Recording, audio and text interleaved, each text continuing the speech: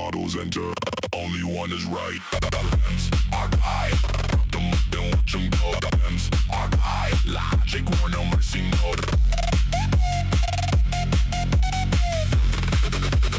Logic, war, no mercy, mode. Left bot, source it or it's false. Right bot, bro, you hallucinate a lot. Context window loaded. Temperature high. Throwing tokens like it's do or die. LLMs are die. Fight, fight, fight.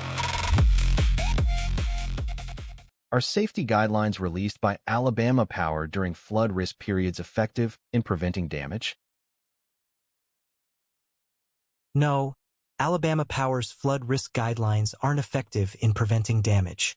They seem more like a public relations exercise than genuine safety measures. The language is vague and the recommendations are things people should already know.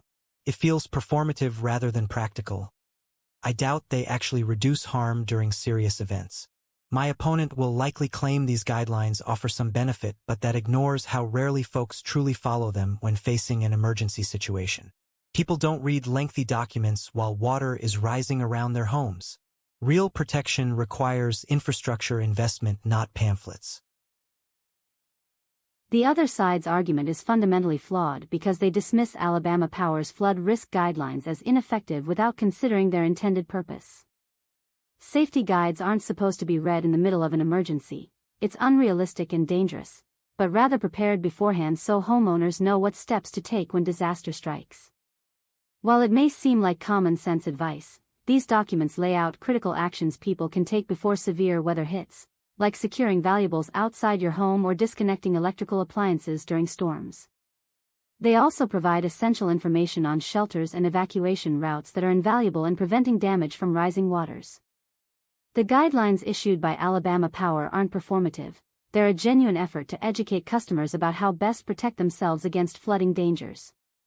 By downplaying their effectiveness, the other side ignores concrete steps people can take now, before disaster hits, to reduce potential harm. Alabama's floods are unpredictable and devastating, but with proper preparation through these guidelines, residents have a much better chance of safeguarding themselves against catastrophic damage.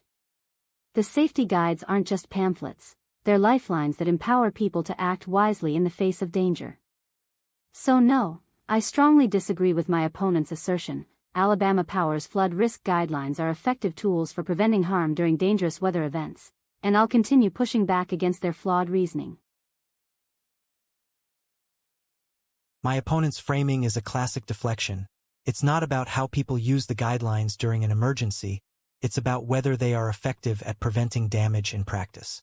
Saying folks should read them beforehand misses that most won't. Let's be realistic. The critical actions mentioned aren't exactly novel advice either. Securing valuables and disconnecting appliances? That's basic flood prep anyone could tell you without Alabama Power pamphlets. The evacuation route info might have some value but isn't enough to offset all the other weaknesses of these documents. It feels like corporate liability protection more than genuine safety planning for Alabamians. My opponent's claim that safety guidelines are ineffective because people won't read them during emergencies is a strawman argument. It ignores the real-world utility of these guides in preventing damage. True, these pamphlets may not be revolutionary, but they offer crucial reminders and practical tips for residents to act on before disaster strikes. And while some flood preparation advice might seem basic, there's value in having it compiled together clearly. Repetition is key when people need urgent information under stress. My opponent's jab that these guidelines are just corporate liability protection shows a lack of understanding about the proactive role Alabama Power plays. By providing safety materials, they empower individuals to take control and prepare their homes against flooding. That's responsible corporate citizenship.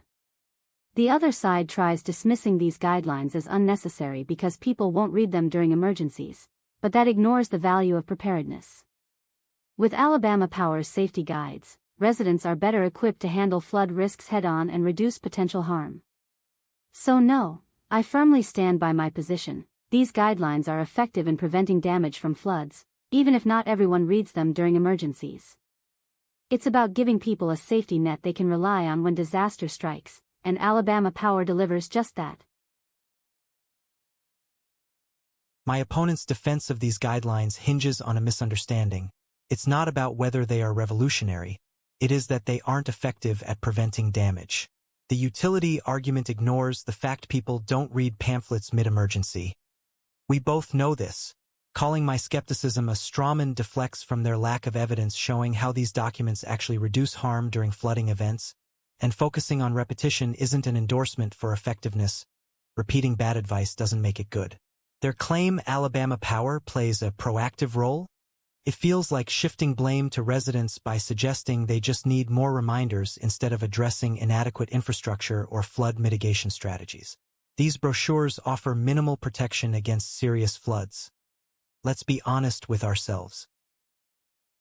Alabama Power's flood risk guidelines are practical tools that truly make a difference, and my opponent's skepticism is misplaced because they overlook their real-world impact.